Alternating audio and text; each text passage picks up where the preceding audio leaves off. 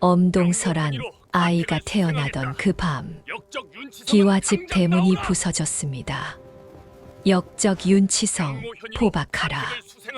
아이의 첫 울음과 함께 그 집안은 멸문지화를 맞았습니다. 그리고 한 무수리가 적통을 업고 어둠 속으로 사라집니다.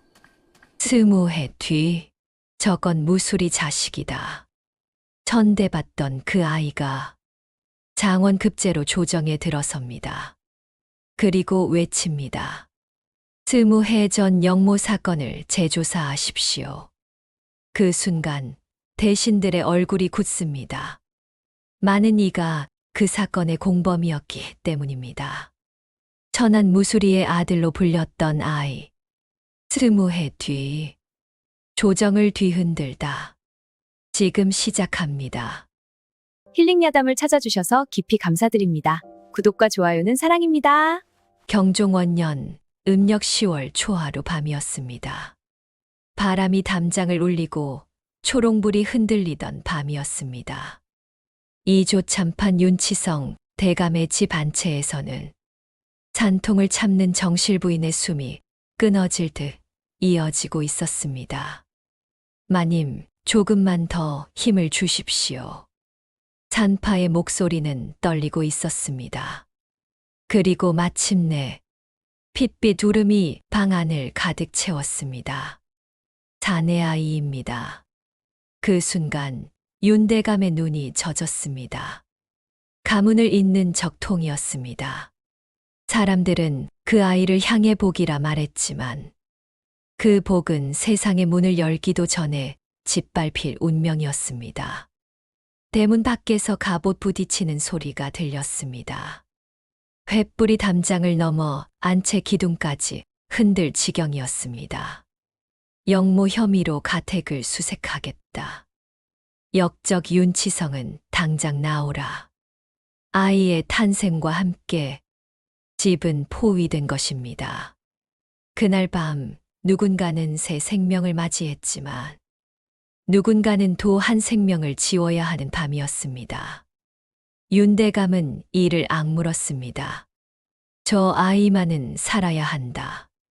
안채에는 금월이라는 무수리가 있었습니다. 눈이 맑았고 손이 빠르며 말수가 적은 여인이었습니다. 금월은 사흘 전 아이를 잃었습니다. 태어난 지 채 하루도 되지 않아 숨이 멎었습니다. 젖 한 번 제대로 먹이지 못한 채 아이의 입술이 차가워지는 것을 지켜본 여인이었습니다. 윤대감은 금월을 불렀습니다.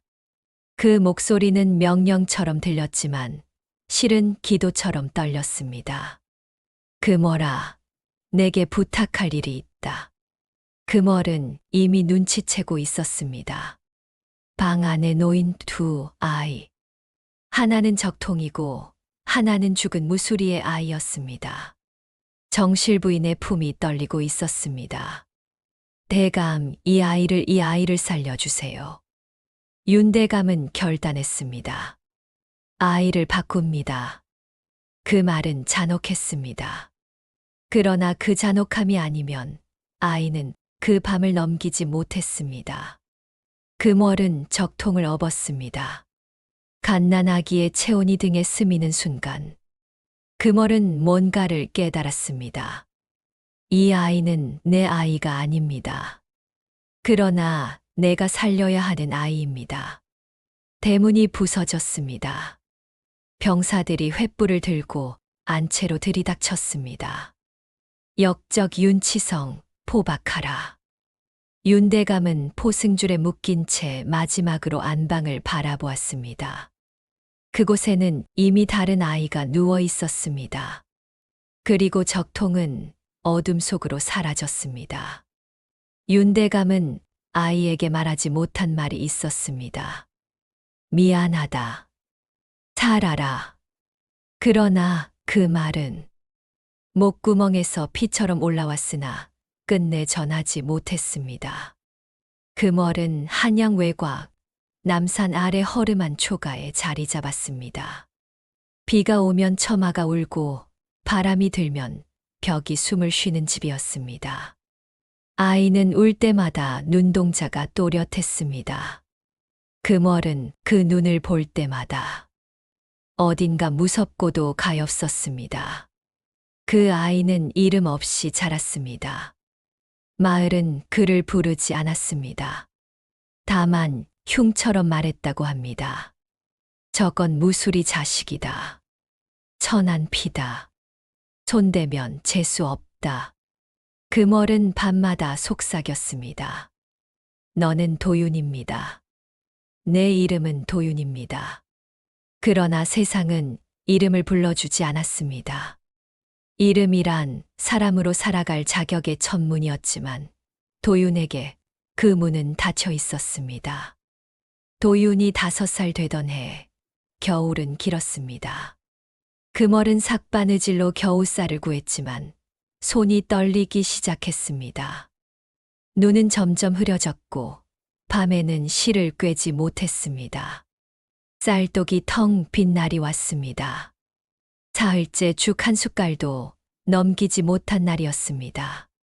도윤은 배를 움켜쥐고도 말했습니다.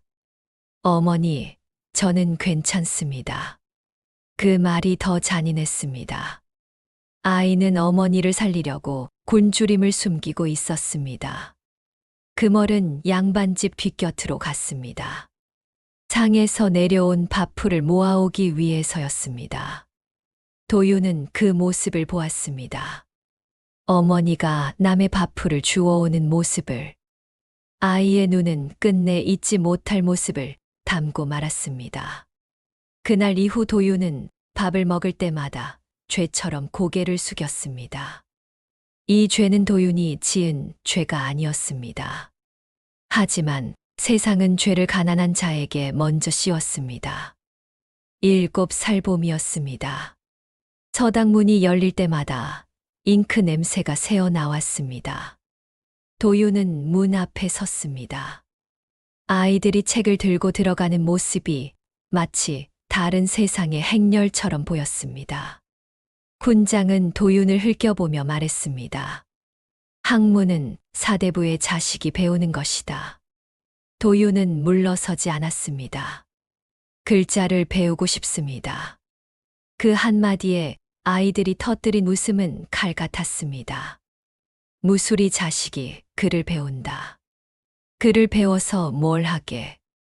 장터에서 글이나 팔게. 흙이 날아왔습니다. 도윤의 입술이 터졌습니다. 피가 흙과 섞여 혀끝에 닿았습니다. 그러나 도윤은 돌아서지 않았습니다. 그 순간 서당 훈장은 시험하듯 종이 한 장을 던졌습니다. 읽어 보아라. 도윤은 더듬지 않았습니다. 그는 문장을 단숨에 읽었습니다. 낯글자를 외운 것이 아니라 뜻을 이해하며 읽었습니다. 훈장의 얼굴이 굳었습니다. 그 표정에는 놀람이 아니라 두려움이 있었습니다. 누가 가르쳤느냐? 어머니가 주워온 책을 읽었습니다. 훈장은 잠시 침묵하다가 낮게 말했습니다. 출신이니 더는 오지 말아라. 그 말은 문을 닫는 말이었습니다. 도윤은 그날 재능이란 축복이 아니라 천한 자에게는 죄가 될 수도 있다는 사실을 배웠습니다. 금월은 기침을 멈추지 못했습니다. 피가 섞인 가래가 손바닥을 붉게 물들였습니다. 약 한 첩 지을 돈이 없었습니다. 도윤은 의원 앞에서 무릎을 꿇었습니다. 나중에 갚겠습니다. 제가 품팔이를 해서 반드시 갚겠습니다. 의원은 고개를 저었습니다. 보증이 있어야 합니다. 보증. 그 한마디는 가난한 자에게는 목줄과 같았습니다. 보증이 없으면 살 수 없고 살지 못하면 보증을 설 곳도 없었습니다. 그날 밤 금월은 도윤의 손을 붙잡았습니다. 손은 이미 뼈처럼 차가웠습니다. 도윤아, 내가 누구인지 언젠가는 알게 될 것입니다. 금월은 낡은 보자기를 꺼냈습니다. 그 안에는 작은 옥패가 있었습니다. 반으로 갈라진 듯한 문양이 새겨져 있었습니다. 이것은 내 피를 증명할 날이 올 때까지 숨겨야 합니다. 절대로 남에게 보이지 마십시오. 도유는 이해하지 못했습니다. 그저 어머니의 눈빛이 부탁이 아니라 유언이라는 것을 알았을 뿐입니다. 새벽녘 금월은 숨을 거두었습니다. 그날 도유는 울지 못했습니다. 울면 어머니가 더 차가워질 것 같았습니다. 그래서 도유는 울음을 삼켰고 울음은 가슴 속에서 돌이 되었습니다. 도유는 어머니를 묻을 땅을 구하지 못했습니다. 마을 사람들은 말했습니다. 무수리는 무덤을 크게 쓸 수 없다. 울어도 소용없다. 살아있는 사람이나 챙겨라. 도유는 작은 언덕에 흙을 팠습니다. 낡은 돗자리에 어머니를 감싸고 홀로 흙을 덮었습니다. 누구도 곡을 하지 않았습니다. 누구도 향 한 자루 올리지 않았습니다.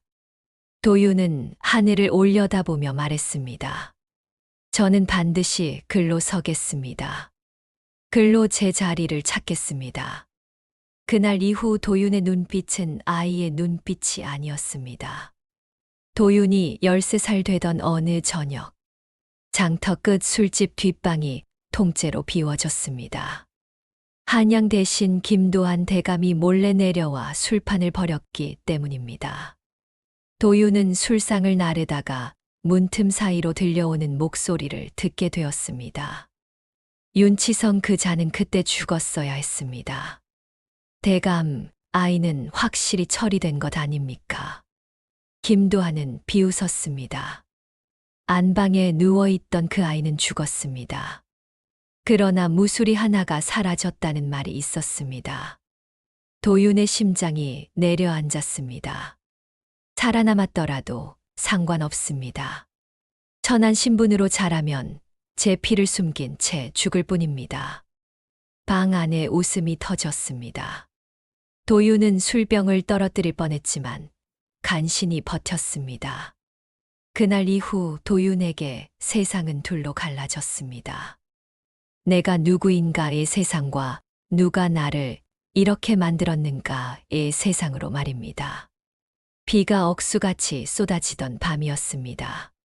도윤은 담을 넘었습니다. 소년의 몸놀림은 가볍고 눈빛은 차가웠습니다. 서고 창살 아래 몸을 숨긴 채 그는 문서 상자를 뒤졌습니다. 낡은 두루마리 하나가 손에 잡혔습니다. 윤치성 영모 혐의 기록.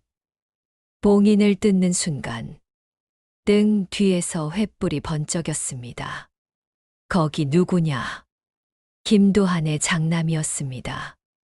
도윤은 문서를 품에 안고 달렸습니다. 빗물과 흙탕물이 뒤섞였습니다. 화살 하나가 그의 어깨를 스쳤습니다. 살이 찢어지고 피가 번졌습니다. 그러나 도윤은 멈추지 않았습니다.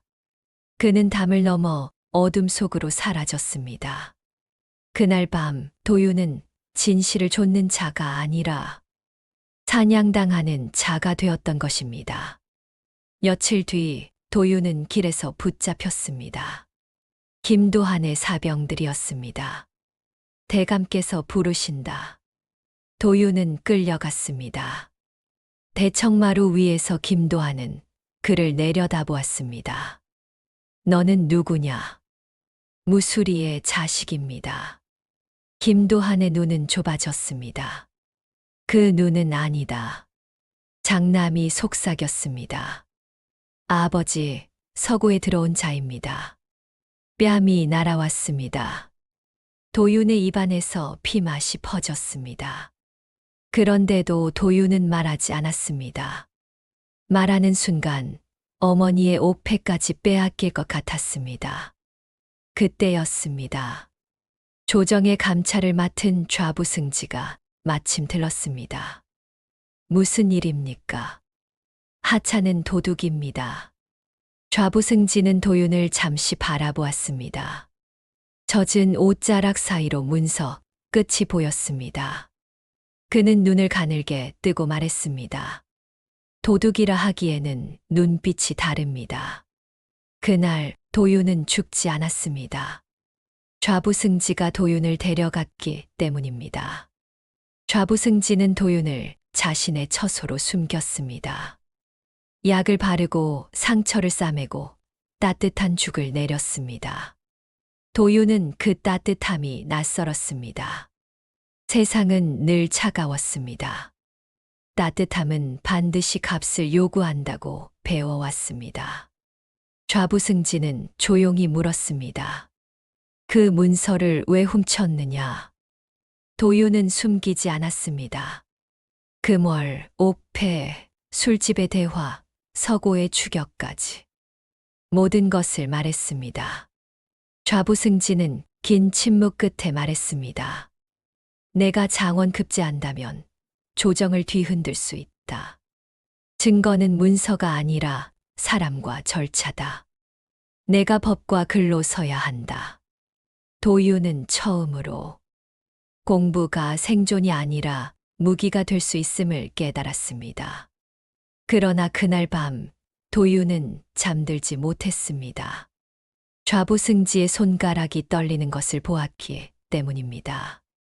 마치 오래 숨긴 죄가 건드려진 사람처럼 말입니다. 도윤의 가슴 속에 작은 의심이 박혔습니다. 이 사람은 왜 나를 살릴까? 정말 나를 위해서일까? 아니면 나를 이용하려는 것일까? 과거 시험이 다가왔습니다. 좌부승지는 도윤에게 글을 가르쳤습니다. 문장을 다듬고 논리를 세우고 마음을 눌러 담는 법을 가르쳤습니다. 분노를 글에 쏟지 마라. 분노는 칼이 된다. 칼은 휘두르면 들키고 숨기면 이긴다. 도윤은 이를 악물었습니다.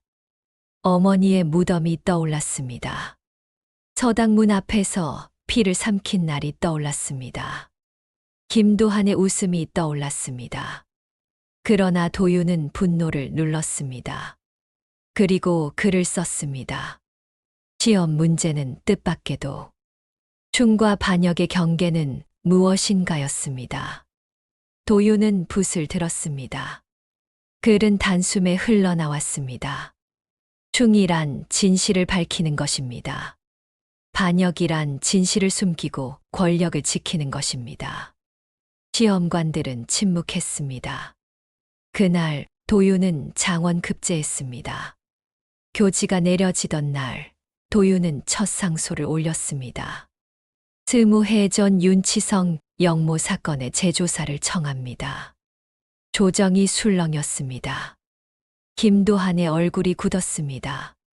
그 순간부터 조정은 흔들리기 시작했습니다. 조사가 시작되었습니다. 증인들이 다시 불려왔습니다. 사라졌던 장부가 나타났고 인장의 흔적이 대조되었습니다. 김도한은 끝까지 부인했습니다. 나는 나라를 위해 역적을 잡았을 뿐입니다. 도윤은 차분히 증거를 내밀었습니다. 붉은 먹으로 고쳐 쓴 흔적, 바뀐 증인 명단, 그리고 옥패 한 쌍. 왕은 말했습니다. 진실을 밝히라. 그날 밤 좌부승지는 도윤을 불렀습니다.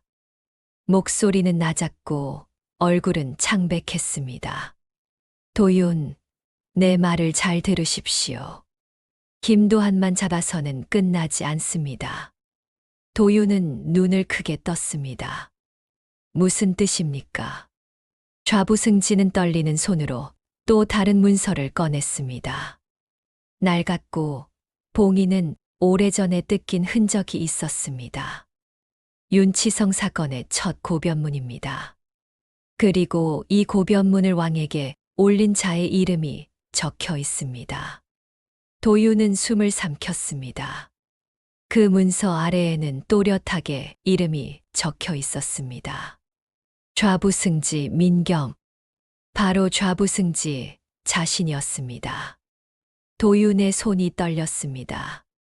피가 거꾸로 솟는 느낌이었습니다. 왜 제게 이렇게까지.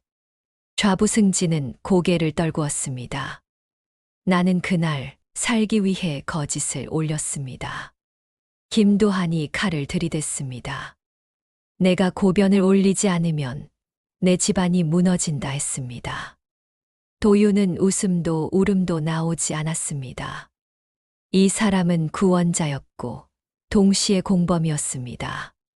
도윤이 믿고 기대었던 손이 사실은 피가 묻은 손이었습니다. 좌부승지는 낮게 말했습니다.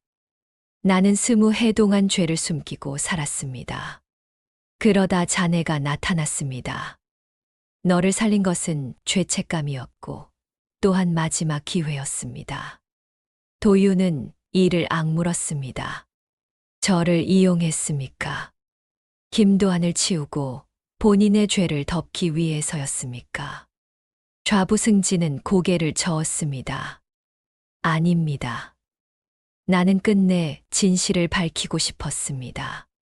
그러나 나 혼자서는 못합니다. 너 같은 칼이 필요했습니다. 도윤의 가슴 속 돌덩이가 부서지듯 금이 갔습니다. 분노가 다시 피처럼 끓었습니다. 김도한만이 아니었습니다. 조정 전체가 20해의 거짓이었습니다. 이것이 대반전이었습니다. 진짜 조작의 뿌리는 김도한 혼자가 아니었습니다. 도윤을 구원한 스승마저도 그 거짓의 문서를 올린 자였습니다. 그날 밤 도윤은 혼자 밖으로 나왔습니다. 비가 내렸습니다. 마치 하늘이 씻어내려는 듯 내렸습니다. 도윤은 어머니의 무덤을 떠올렸습니다. 금월의 손, 옥패, 마지막 부탁. 그 부탁은 복수가 아니라 숨지 말라는 것이었습니다. 도윤은 결심했습니다. 김도한을 잡되 그 뒤에 뿌리까지 밝혀야 했습니다. 그리고 좌부승지까지도 진실 앞에 세워야 했습니다. 도윤은 스승에게 말했습니다. 대감께서는 법정에 서셔야 합니다. 그 진실을 밝히는 순간 대감께서도 함께 무너질 것입니다. 좌부승지는 눈을 감았습니다. 그것이 내가 원하는 결말입니다. 나 또한 벌을 받아야 합니다. 도윤은 차갑게 말했습니다. 벌이 아니라 속죄입니다. 왕 앞 대신들이 모였습니다. 조정은 사실상 대법정이 되었습니다. 첫 번째 폭발은 김도한이었습니다. 증언이 쏟아졌습니다. 고문으로 거짓을 말했던 자들이 울며 고백했습니다. 김도한 대감이 시켜서 증언을 바꾸었습니다. 인장을 찍게 했습니다.